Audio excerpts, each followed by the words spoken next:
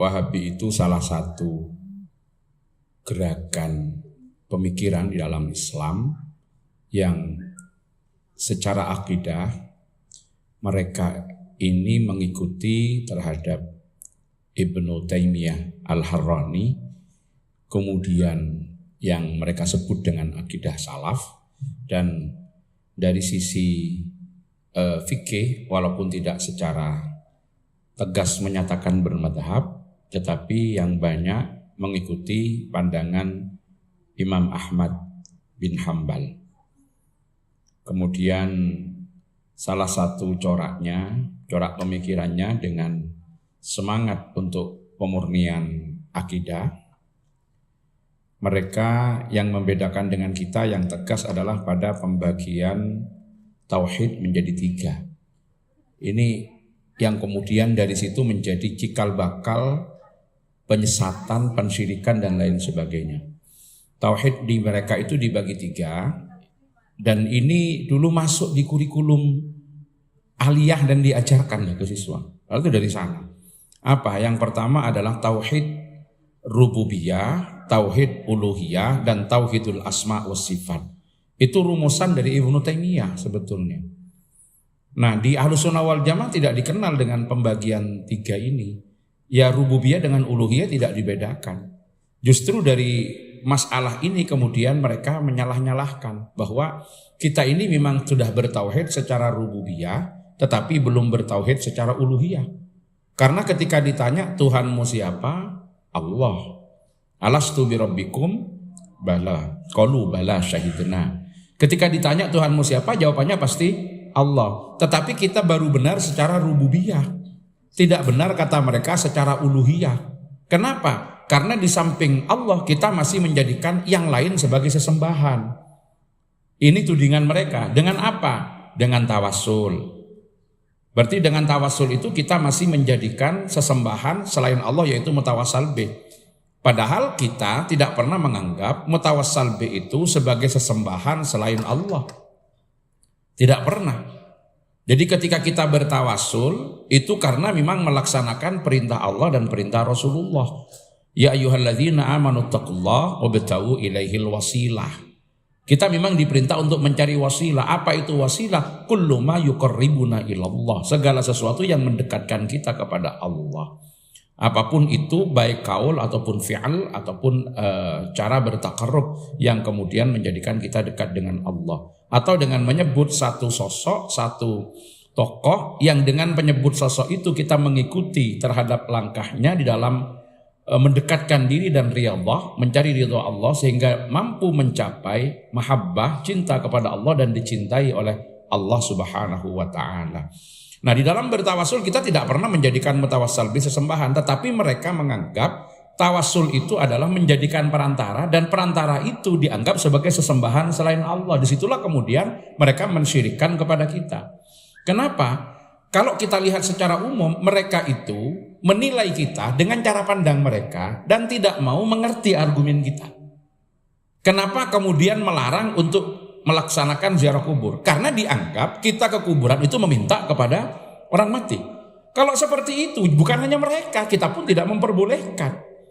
Tapi bagi kita tidak begitu. Kita ziarah kubur itu punya 2 alasan. Yang pertama adalah mengingat kematian. Yang kedua adalah mendoakan orang mati. Nggak ada kita meminta sama orang mati. Nggak ada. Nah, di dalam tawassul kenapa kita masih bertawassul? Karena bagi kita menjadikan mutawassal bih itu sebagai wasilah itu ada beberapa alasan. Yang pertama, sebetulnya doa tidak menjadi tergantung dengan adanya tawassul. Urusan diterima atau tidaknya doa itu adalah kewenangan Allah, hak Allah. Tapi tawassul ini bagian daripada etika dan tata cara kita berdoa. Adabun min adabid doa. Jadi tariqatun min turuqit tawajjuh ilallah. Nah, kemudian yang kedua, kenapa kita bertawassul? Kita bertawassul karena kita berterima kasih sebab berkat mutawassal bih itu kita kenal agama. Kenapa kita sebut Rasulullah, kemudian kita sebut para sahabat, kemudian kita sebut tabi'in, para aulia, dan sampai kepada para ulama yang membawa Islam ke sini, dan karena itulah kemudian kita kenal Islam. Mohon maaf, ibu-ibu. Kalau kita jujur, kita ini berislam bukan sepenuhnya karena kesadaran dan karena kita sudah menemukan kebenaran dalam Islam.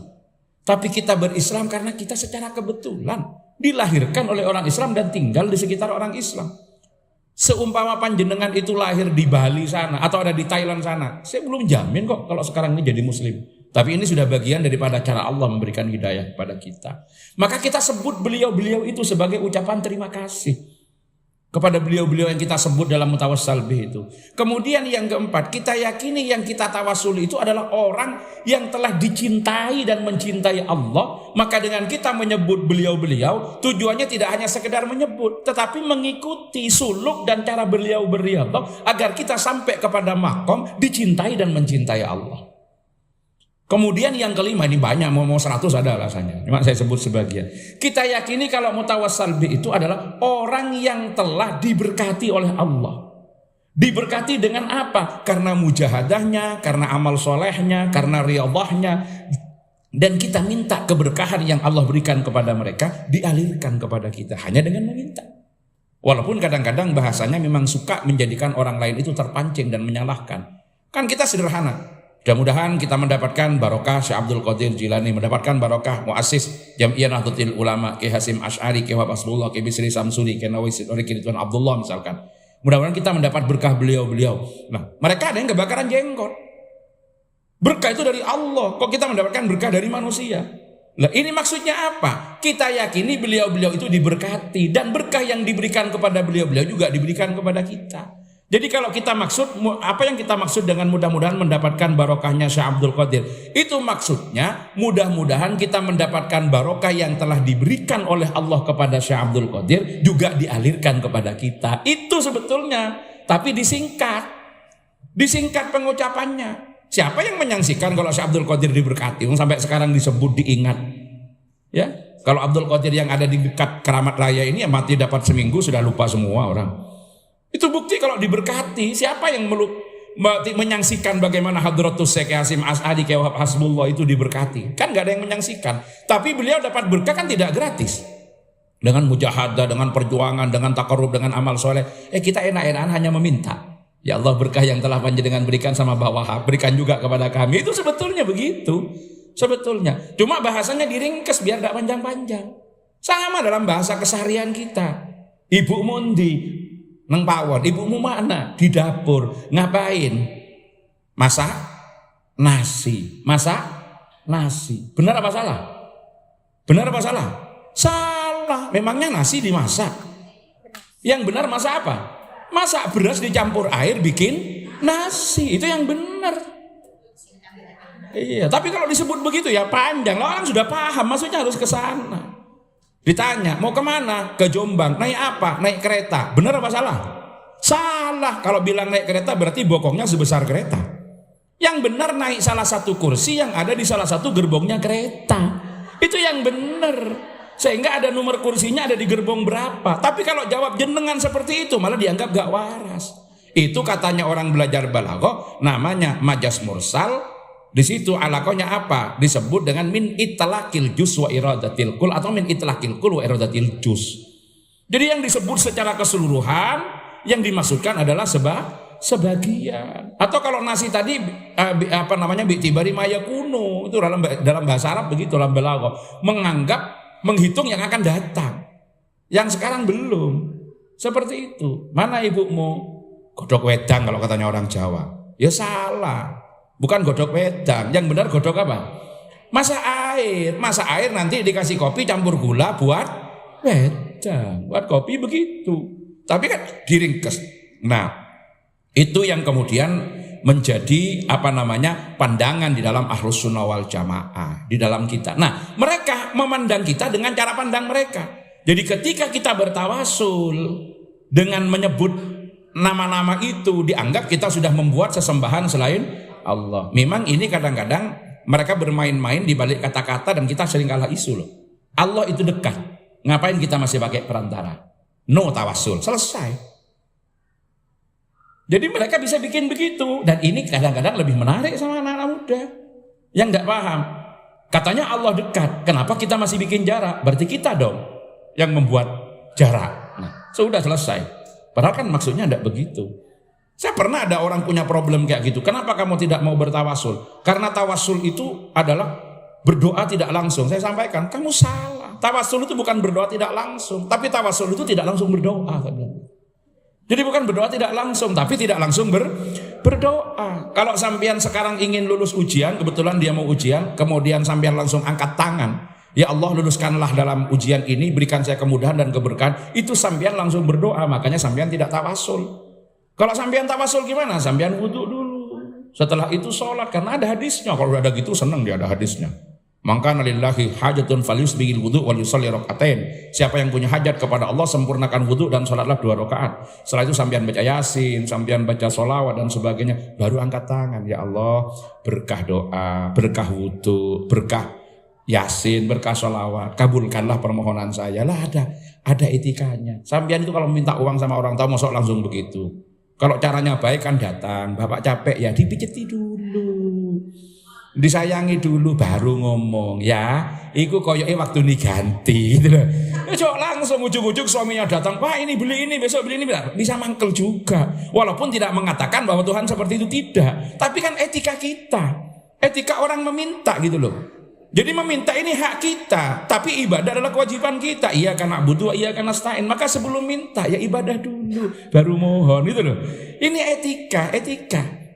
Persoalan etika. Nah, mereka itu menganggap seperti itu.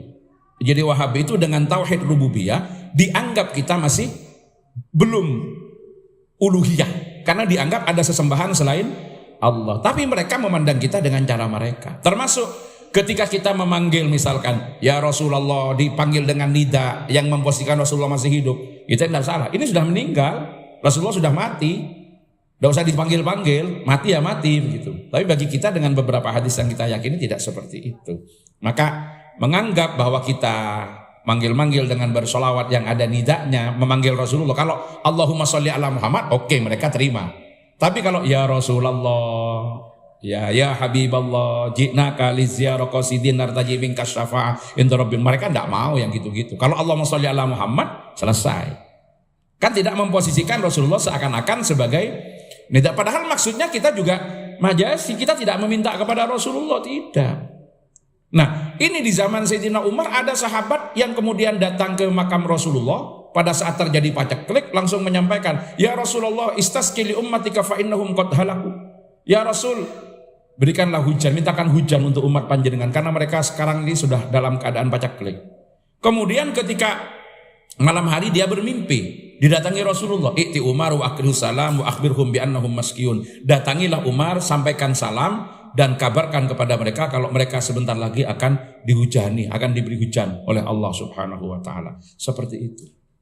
Itulah hakikat-hakikat tawasul, dan mereka memandang seperti itu karena pandangannya tekstualis. Jadi memandang kita ini dengan amaliyah kita dipandang dengan cara dan sudut pandang mereka. Ya kalau orang datang ke kuburan minta ke kuburan, siapa yang mengatakan tidak salah? Kita juga mengatakan salah kok. Dan kita kan tidak seperti itu. Kita tidak seperti itu. Kita bertawasul juga tidak seperti itu. Nah, gerakan-gerakan mereka itu biasanya bersembunyi di balik apa? Kata pemurnian. Jadi pemurnian daripada kesyirikan, daripada kesesatan dan lain sebagainya hanya murni. Jadi yang mereka pahami idza sa'alta fas'alillah wa idza sta'anta fasta'in billah. Kalau kamu minta, mintalah kepada Allah. Kalau minta tolonglah kepada Allah. Berarti minta tolong kepada selain Allah tidak boleh. Dan kita gak langsung seperti itu. Hakikatnya semuanya minta tolong kepada Allah. Tapi kan ada perantara. Kalau kita mau masuk rumah kemudian tidak ada kuncinya, kan kita juga bisa bertawasul dengan tukang jaga agar supaya kuncinya dibukakan. Kalau misalkan kita mau naik ke lantai 8 ternyata kita tidak mencet sendiri, kan juga kita minta tolong sama petugas lift agar diantarkan. Kenapa tidak boleh? Oh, ini kan persoalan-persoalan yang ada, tapi persoalan-persoalan ibadah sama sebetulnya. Kita hanya menghadirkan dengan harapan, dengan kecintaan yang kita hadirkan itu kepada Allah, kita akan katut di situ. Makanya seperti ya Rabbi bil Mustafa, mereka tidak mau. Kalau doa langsung kepada Allah, bukan ya Allah melalui Rasulullah, tidak ada begitu.